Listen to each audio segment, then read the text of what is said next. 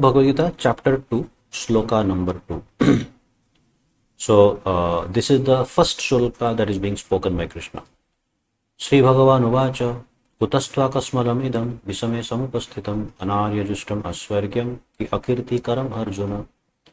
So, what is now Krishna saying? This is kind of Krishna is chastising, to Arjuna, saying that Kutastva Kasmalam Idam. So here, before we get into the verse, first let us understand the first sentence, the first thing that is opening up here. Sri Bhagavan Uvacha. So Parasarmuni and Vyasadeva, Parasarmuni has given a definition of who is a Bhagavan. What is the definition of Bhagavan?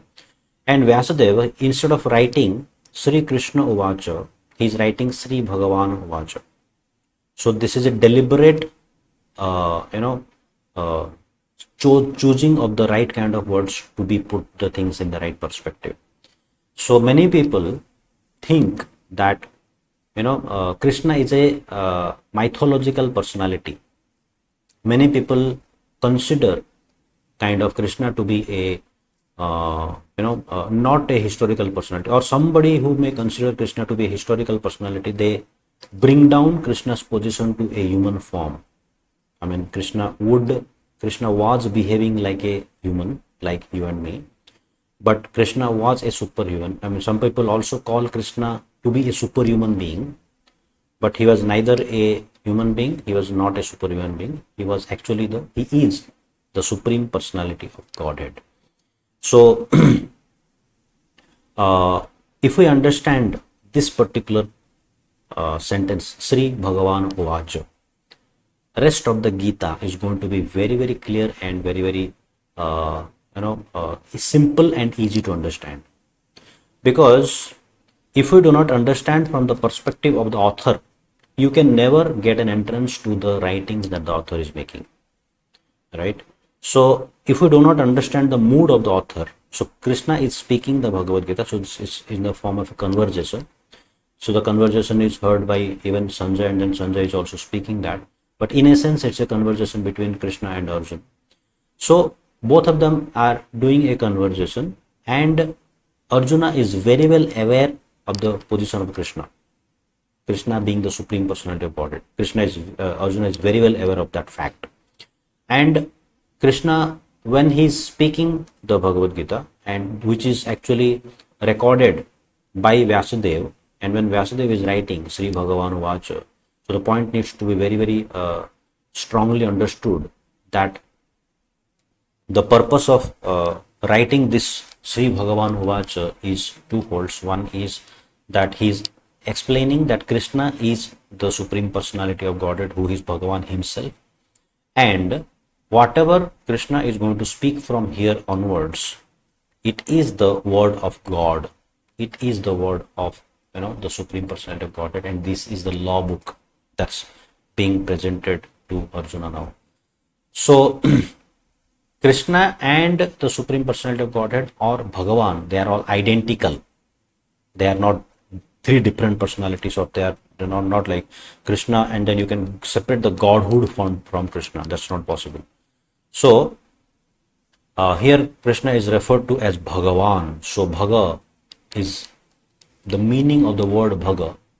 It is opulences.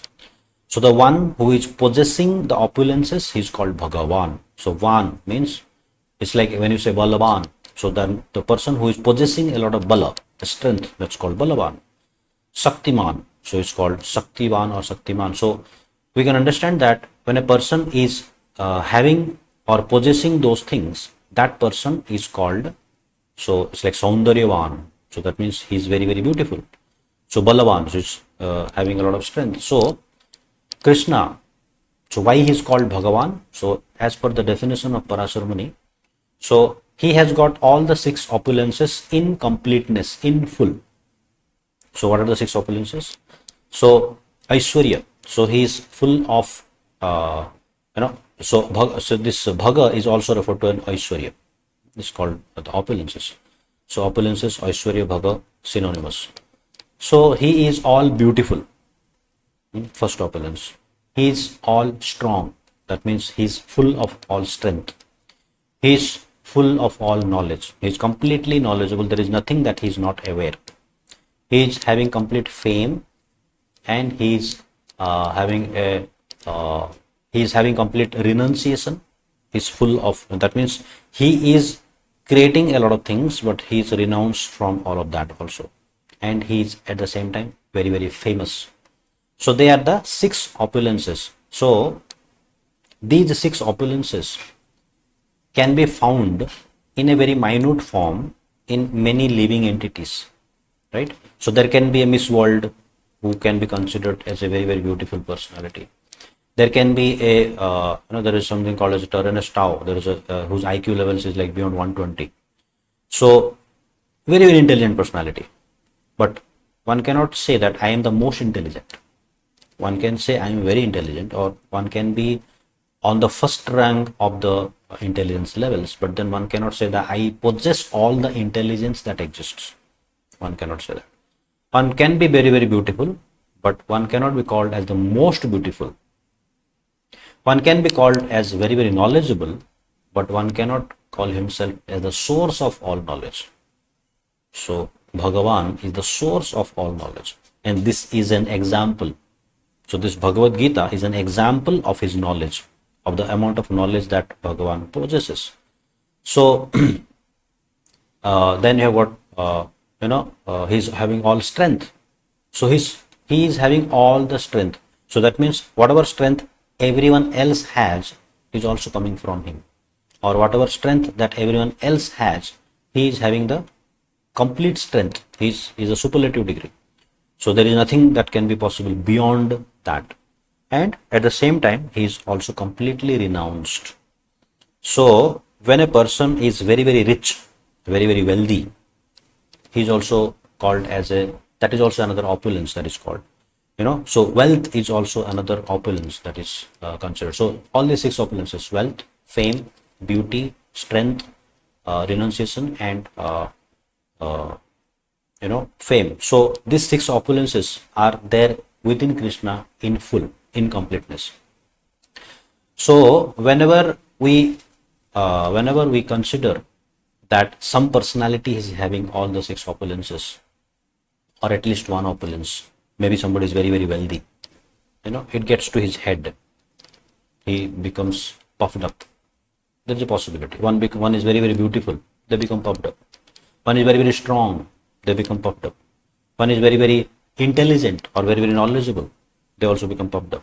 One is very famous, they also become puffed up. And above all, one can be very, very renounced, still one can get puffed up. So having all the opulences is one thing, and renouncing all of that is another thing. That is why Krishna can be called as God, because he is displaying all these opulences in completeness, in full. So we'll also understand that in detail in due course of time.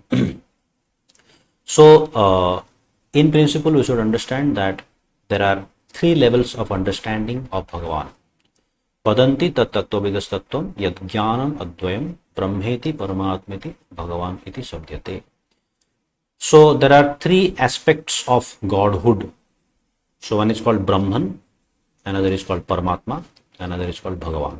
So 3 aspects. So an example can be given to understand this, that whenever there is sun, so the sunlight comes.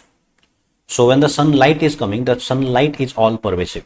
So you can see the sunlight everywhere, but you cannot see the sunlight itself. Make sense? So that means you can see because there is sunlight, but you cannot see the light ray. That's the perspective of Brahman. So that means, so the energy of God is everywhere. You can see the impact of that energy, you can see the effect of that energy, but you cannot see the energy itself. So just like you cannot see the light rays, but because there is light, you can see things. So that's how it is. So that's the first level of understanding, that when the sun is there, there are sun rays. So the sun rays, or the rays that are called, so the energy through which the all pervasive energy is there within the creation, That's called the Brahman energy, or that's called the Brahman Shakti. Then you have got Paramatma. Paramatma is a localized form of God that is existing everywhere, within every living entity and within every non-living entity also. So Paramatma is there within the heart of every living entity, and Paramatma is there within every non-living entity also. So Paramatma is there everywhere. So that's the next level of understanding Paramatma. So this can be compared to like when you actually, so there is sun planet, and from the sun planet the sun rays are coming out, and the sun planet can be called as the localized Paramatma. And there is Bhagavan, that is the Supreme Personality of Godhead. So that's a localized form of one singular personality there.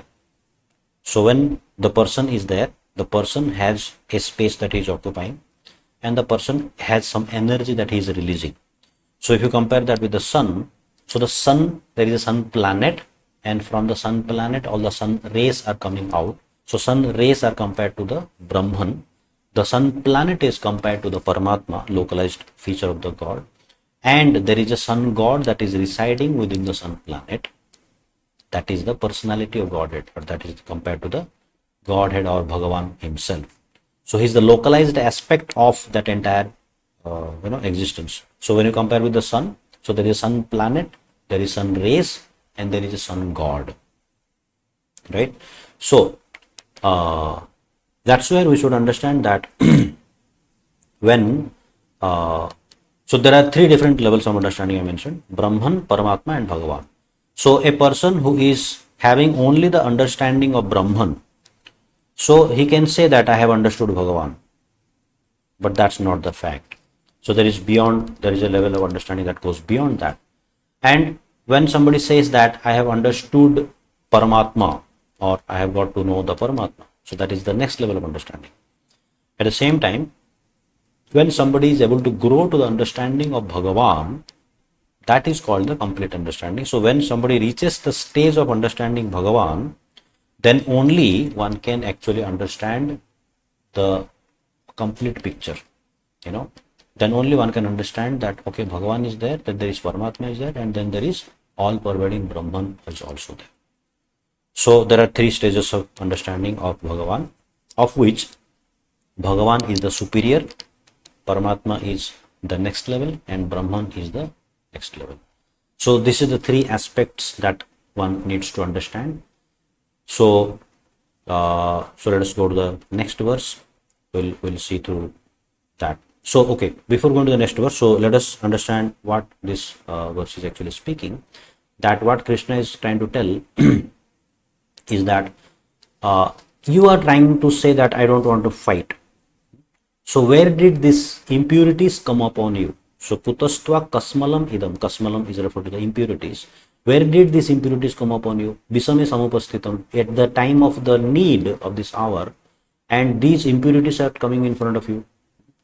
Anaryam justam aswargyam. Anaryam. So anaryam is referring to this you might have heard of this theory about the Aryan invasion theory. So this Aryan invasion theory is a myth. It is not a fact. There was nothing called as a people that who came in to this Indian subcontinent, those who were called Aryan. Aryan is here referring to as a civilized human being, and there were much more civilized human beings that were residing in the Vedic times than in the current times. So an Arya is referring to as a civilized personality. Civilized personality means, so what Krishna is expecting from Arjuna is that you behave in a civilized manner. You are not behaving in a civilized manner because you are considering, so that is going to come in the next verse, that an Arya. So he's kind of scolding Arjuna by calling him an Arya. So akirti akaram Arjuna. So if you yield to this, if you yield to this one, then this will lead not to better fame but to infamy. Akirti. Kirti means fame. Akirti means infamy. So you will only get infamy in your future. So do you want that? So that's what Krishna is warning Arjuna, that don't behave like an Arya. So Anarya is basically referring to an uncivilized person, and don't behave like an uncivilized person. So you can always check the links in the description, and then you can always join in our online sessions where you can get to know better understanding of this entire concept of Gita. So see you in the next verse.